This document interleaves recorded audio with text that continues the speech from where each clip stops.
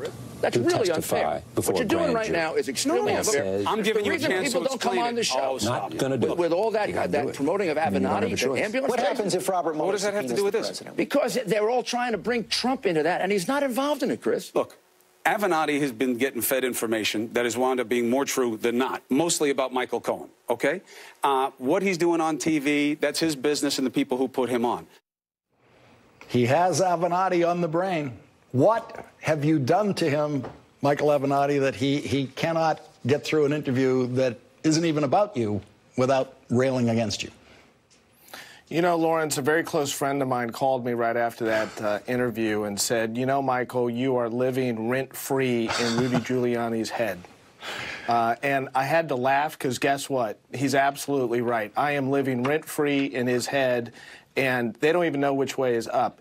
Lawrence, it gets worse and worse by the week. I thought that his performance on This Week with George Stephanopoulos a week or two ago, I thought that was bad.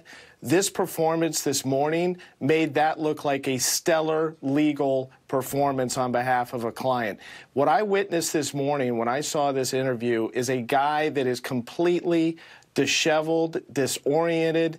I mean, I don't know that you could have a worse performance than Rudy Giuliani's this morning. Here's a question. Is this the best they can do? This is the best the President of the United States can do for legal representation with all of the lawyers in America? Are you kidding me?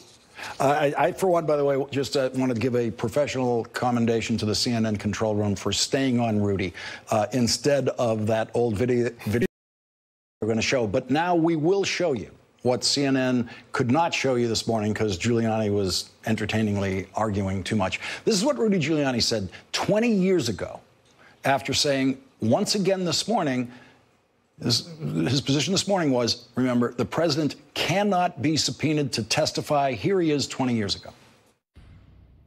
If the president is asked to testify, subpoenaed to testify before a grand jury, and says, no, not going to do it. You got to do it. I mean, you don't have a choice. Michael Avenatti, you don't have a choice. That's a very different response than what we were hearing from him this morning. I agree with the 20-year ago Mr. Giuliani. I agree he was absolutely right. And you know what? I agreed with a lot of things that Mr. Giuliani said 20 years ago. I thought I knew Mr. Giuliani. The guy that we're seeing